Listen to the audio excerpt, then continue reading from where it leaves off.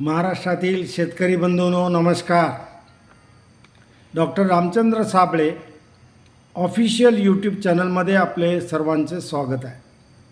आज बुधवार दिनांक 18 डिसेंबर ते शनिवार दिनांक 21 डिसेंबर या 4 दिवसासाठी मी आपणास हवामान अंदाज, कृषी सल्ला व शेतकऱ्यांच्या प्रश्नांना उत्तरे व शेतकऱ्यांचे अभिप्राय याबद्दल माहिती देत आहे. महाराष्ट्रावर आज बुधवार दिनांक 18 डिसेंबर ते शनिवार दिनांक 21 डिसेंबर या कालावधीत महाराष्ट्राचे उत्तरेकडील भागावर 1012 हेक्टोपास्कल इतका अधिक हवेचा दाब राहील व तितकाच संपूर्ण महाराष्ट्रावरही राहील. त्यामुळे थंडीचे प्रमाण या आठवड्यात अधिक राहील. कडाक्याची थंडी राहील. पहाटेपासून कडाक्याची थंडी जाणवेल. विशेषतः धुळे, अहमदनगर, परभणी, पुणे या सर्व भागात थंडी कडाक्याची राहील व तापमान धुळे, अहमदनगर, पुणे विभागात जास्तीत जास्त किमान तापमान नोंदले जाईल. धुळे जिल्ह्यात 4 अंश सेल्सिअसपर्यंत तापमान नोंदले जाणं शक्य आहे आणि याबाबत यापूर्वी मी माहिती दिलेली होती सातत्यानं की धुळ्याला तापमान यावेळेला 4 अंश सेल्सिअसपर्यंत घसरेल. बऱ्याच वेळेला ही माहिती मी आपल्याला सादर केली होती की 15 डिसेंबर नंतर कडाक्याची थंडी राहील. हे सर्व अंदाज आपले बरोबर आलेले आहेत. महाबळेश्वर येथे तर अत्यंत कमी तापमान नोंदलं गेलं जात आहे. तिथं मोठ्या प्रमाणात आपल्याला बर्फाचे कण देखील दिसत आहेत. हे अंदाज आपण ॲग्रोवनमधून देखील दिलेले आहेत आणि आपल्या चॅनलद्वारे देखील आपण देऊन सतर्क सर्वांना केलेला आहे. कमी तापमानाचा परिणाम उभ्या पिकांवर जास्त जाणवतो, जनावरांच्या आरोग्यावर जाणवतो आणि मानवाच्या आरोग्यावर देखील जाणवतो. जेव्हा तापमान 8 अंश सेल्सिअसपेक्षा कमी असतं तेव्हा पिके जगण्यासाठी थंडीशी सामना करीत असतात. ही बाब आपण विसरून चालणार नाही.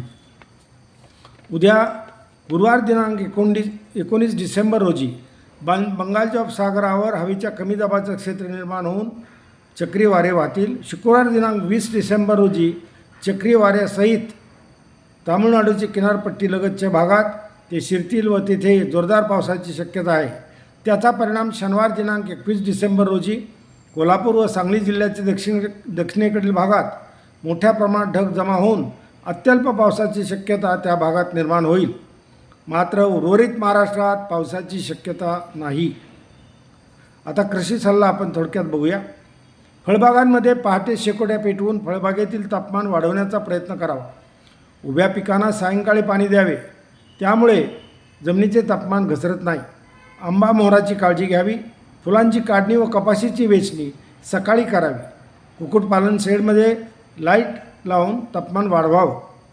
माणसाने देखील आपली आरोग्याची काळजी या काळात घेणं गरजेचं आहे. आता शेतकरी प्रश्न व त्यांचे अभिप्राय याबद्दल आपण थोडक्यात माहिती घेऊया. अरविंद पाटील व सुदाम शिंदे यांनी सांगली व निलंगा लातूरचे हवामान माहिती सांगा असं विचारलं आहे. मी दर रविवारी आपणाला ॲग्रोवनमधून ही माहिती जिल्हा अंदाजात देत असतो. ते आपण पाहत चला.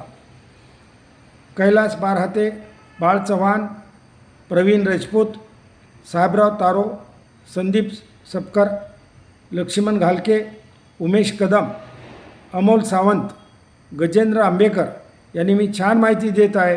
त्या माहितीचा चांगला उपयोग शेती कामासाठी होतो असं कळवलं असून धन्यवाद व आभार मानले.